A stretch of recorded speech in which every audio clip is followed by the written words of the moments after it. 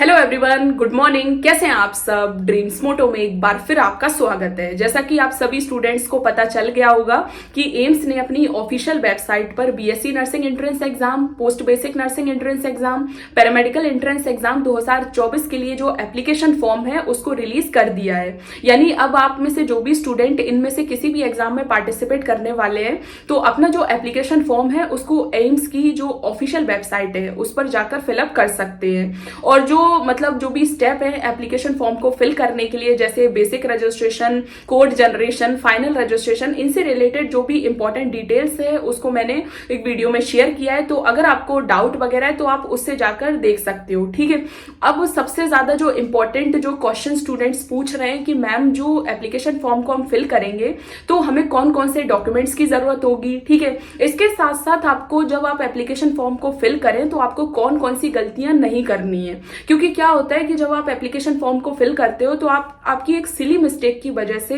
कभी कभी ऐसा होता है कि आपकी काउंसलिंग प्रोसेस के टाइम पर आपको बहुत ज्यादा जो प्रॉब्लम्स हैं उनको फेस करना पड़ता है। कुछ स्टूडेंट्स तो मैंने पिछली साल 2023 में मेरे पास जब रिजल्ट डिक्लेयर हुआ तो बहुत सारे स्टूडेंट्स के कमेंट सेक्शन में क्वेश्चन थे कि मैम हमारे सिर्फ एक सिली मिस्टेक की वजह से ना तो हमारा रिजल्ट डिक्लेयर हो पा रहा है। ठीक है, और कुछ स्टूडेंट्स के रिजल्ट डिक्लेयर हो गए तो उनको काउंसलिंग प्रोसेस में दिक्कत आ रही है। तो मैं चाहूंगी कि इस साल 2024 में आप में से कोई भी स्टूडेंट ऐसी सिली मिस्टेक बिल्कुल ना करे कि जिससे आपको आगे जाकर जो एडमिशन है या काउंसलिंग प्रोसेस है या रिजल्ट के टाइम पर प्रॉब्लम्स को फेस करना पड़े। ठीक है, तो इसके लिए आप क्या कर सकते हो कि जब भी आप अपना एप्लीकेशन फॉर्म जो है उसको फिल करो, जो भी बेसिक रजिस्ट्रेशन है, जो भी कोड जनरेशन की प्रोसीजर है या फिर जो फाइनल रजिस्ट्रेशन है, उसमें जो भी डिटेल्स हैं उनको बहुत ही अच्छे तरीके से फिल करो, केयरफुल तरीके से फिल करो। आपके जो बाकी डॉक्यूमेंट्स हैं उनमें जिस तरीके की इंफॉर्मेशन दी गई है आप उसी के अकॉर्डिंग जो भी इंफॉर्मेशन है उनको फिल करें। ठीक है, तो आपको कौन कौन सी जो डिटेल्स हैं उनकी जरूरत पड़ेगी, कौन कौन से डॉक्यूमेंट्स की जरूरत पड़ेगी, आज के वीडियो में हम डिस्कस करने वाले हैं। वैसे जो भी स्टूडेंट जिन्होंने अभी तक एप्लीकेशन फॉर्म का जो बेसिक रजिस्ट्रेशन है वो नहीं करवाया है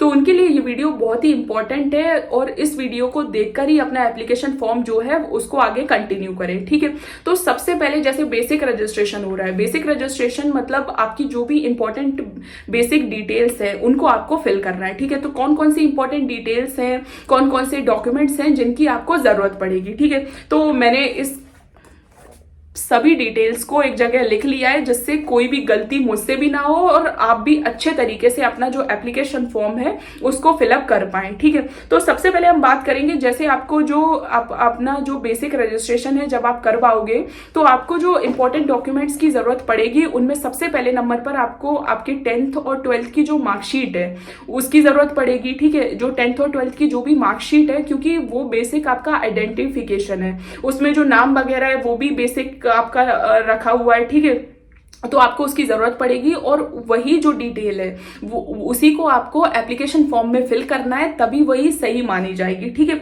तो आपको जो इंपॉर्टेंट डॉक्यूमेंट्स की जरूरत पड़ेगी वो आपकी 10th और 12th की मार्कशीट है। ठीक है, उसके बाद जो सेकंड नंबर पर आइडेंटिफिकेशन प्रूफ के लिए आधार कार्ड या फिर पैन कार्ड या फिर जो ड्राइविंग लाइसेंस अगर किसी स्टूडेंट के पास है, जैसे आधार कार्ड भी चल सकता है, पैन कार्ड भी चल सकता है, उसके अलावा वोटर आईडी कार्ड जो है वो भी चल सकता है, उसके अलावा ड्राइविंग लाइसेंस जो है वो सभी चल सकता है। बेसिक ज्यादातर स्टूडेंट के पास आधार कार्ड ही होता है तो आप उसको भी यूज कर सकते हो। ये सभी जो मतलब आधार कार्ड है, पैन कार्ड है या फिर ड्राइविंग लाइसेंस है ये आइडेंटिफिकेशन प्रूफ के लिए है। ठीक है, उसके बाद थर्ड नंबर पर जो पासपोर्ट साइज फोटोग्राफ्स। ठीक है, अब फोटोग्राफ्स को लेकर स्टूडेंट बहुत ज्यादा परेशान है कि मैम कलर्ड फोटोग्राफ चाहिए कि कैसी चाहिए, तो आपको पासपोर्ट साइज की जो कलर्ड फोटोग्राफ्स हैं वो चाहिए जिन पर आपकी डेट जो है वो होनी चाहिए और साथ ही साथ जो नाम है वो भी होना चाहिए। ठीक है, और जो फोटो जो आप यूज करोगे एप्लीकेशन फॉर्म को फिल करते समय वो ज्यादा पुरानी नहीं होनी चाहिए, उसमें जो डेट है लगभग 6 महीने के अंदर की होनी चाहिए। ठीक है,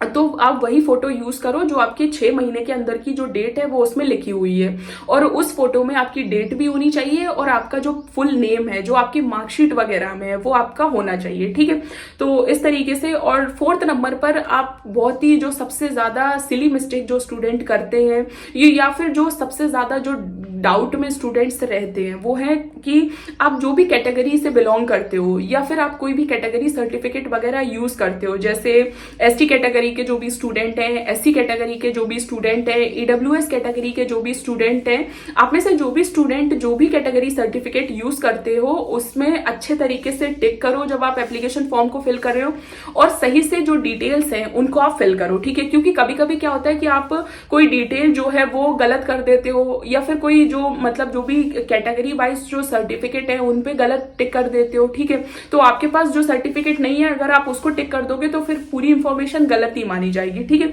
तो इस तरह की बिल्कुल भी मिस्टेक्स ना करें। उसके बाद आपकी पर्सनल इंफॉर्मेशन, अब पर्सनल इंफॉर्मेशन बहुत ज्यादा इंपॉर्टेंट है। जो सबसे ज्यादा गलतियां होती हैं वो इसी में होती है, ठीक है। सबसे पहले अपना नाम वो फिल करें जो आपके आधार कार्ड में है, जो आपकी 10th और 12th की मार्कशीट जो है उसमें है, ठीक है। फुल नेम अगर आप यूज कर रहे हो तो फुल नेम, और अगर आप अपना सिर्फ नाम यूज कर रहे हो, सरनेम नहीं यूज करते हो, तो आप सिर्फ उतनी डिटेल्स, मतलब मेरे कहने का मतलब है कि जो नाम आपका 10th और 12th की मार्कशीट में हो और जो आधार कार्ड में हो वही आपका एप्लीकेशन फॉर्म में होना चाहिए, वही आप एप्लीकेशन फॉर्म को फिल करते समय यूज करें, ठीक है। उसके बाद फादर्स नेम भी आपका 10th और 12th की जो मार्कशीट है उसमें ही जो है वही आपको यूज करना है, ठीक है। मदर्स नेम भी आपको 10th और 12th की जो मार्कशीट है उसमें जो मदर्स नेम दिया गया है वही यूज करना है, ठीक है। ये बहुत ही बेसिक सी जो डिटेल्स हैं, लेकिन ये अगर गलती हो जाती है तो आपको काउंसलिंग या रिजल्ट के टाइम पर बहुत ज्यादा दिक्कत होगी, ठीक है। क्योंकि आप अकेले तो फॉर्म को भर नहीं रहे हो, बहुत सारे स्टूडेंट हैं, बहुत सारे सेम नाम के भी स्टूडेंट हैं, ठीक है। तो अपनी जो भी मतलब बेसिक इंफॉर्मेशन है वो बहुत ही अच्छे तरीके से फिल करो। उसके बाद एड्रेस भी बहुत अच्छे तरीके से आपको फिल करना चाहिए। जो भी आप मतलब मेरे कहने का मतलब है कि आधार कार्ड और 10th और 12th की मार्कशीट में आपके जो भी इंफॉर्मेशन दी गई है सेम आपको एप्लीकेशन फॉर्म को फिल करते समय यूज करनी है, ठीक है। उसके बाद ईमेल आईडी, आपको वो ईमेल आईडी यूज करनी है जिसपे आपके जो भी मतलब जो भी नोटिफिकेशंस वगैरह हैं वो सही से आ पाए, ठीक है।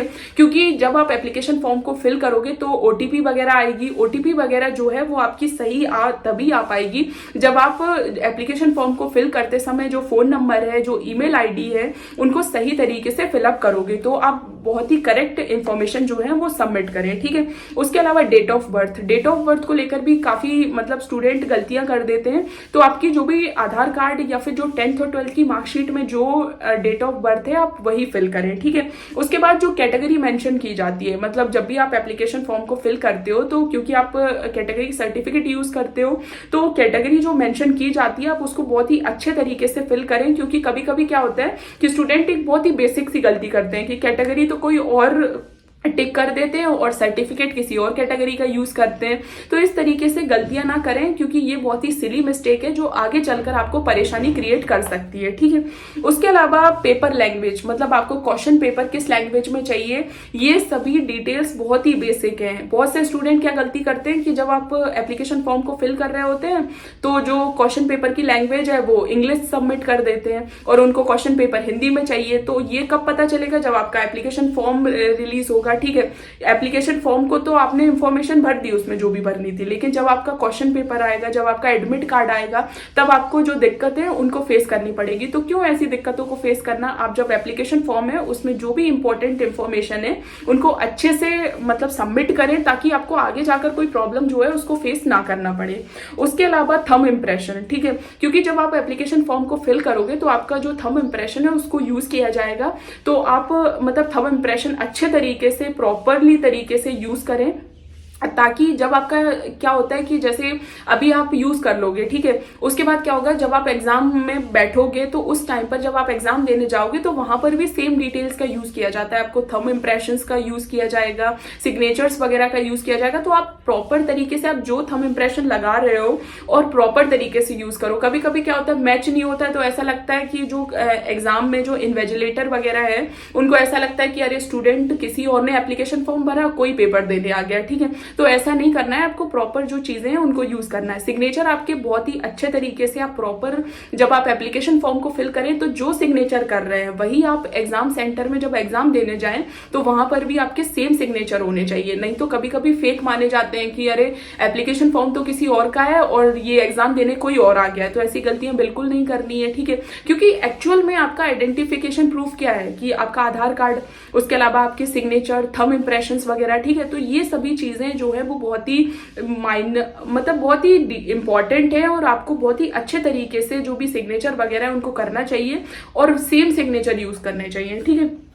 उसके बाद पासवर्ड जो आपको बताया जाएगा, जैसे आपका जो पासवर्ड जनरेट होगा, ओटीपी वगैरह जो भी जनरेट होंगी या फिर कोड जनरेशन वगैरह होगा, तो उनको प्लीज कहीं लिख लें। बहुत से स्टूडेंट क्या होते हैं, भूल जाते हैं, तो उनका जो मतलब जो रजिस्ट्रेशन विंडो है वो भी नहीं खुल पाता है। ठीक है, तो ऐसी गलतियां ना करें। आप जब भी जो कैफे वगैरह में जो भी आपका फॉर्म फिल कर रहे हैं उनसे प्रॉपर डिटेल लें, प्रॉपर किस तरीके से मतलब पासवर्ड वगैरह जनरेट हुआ है उसको अच्छे तरीके से संभाल कर रखें। ठीक है, उसके बाद जब फॉर्म को सबमिट करें उससे पहले एक बार अच्छे तरीके से अपनी पूरी इंफॉर्मेशन को मैच कर ले। ठीक है, क्या होता है आपने जल्दी जल्दी में फॉर्म भर दिया और उसके बाद जो आपने एक बार चेक भी नहीं किया, गलती बिल्कुल भी नहीं करनी है। और एप्लीकेशन फॉर्म को बहुत ही केयरफुल तरीके से फिलअप करना है, बहुत ही शांति में फिल करना है, अच्छे तरीके से फिल करना है, क्योंकि जो आपका एप्लीकेशन फॉर्म फिल कर रहा है उसको तो आपके बारे में इतनी ज्यादा जानकारी है नहीं, और उसका क्या जा रहा है, वो अगर गलत इंफॉर्मेशन भी भर देगा तो साल तो आपकी बर्बाद होगी, आपका एप्लीकेशन फॉर्म जो है उसको रिजेक्ट किया जाएगा। तो ऐसी गलतियां बिल्कुल ना करें।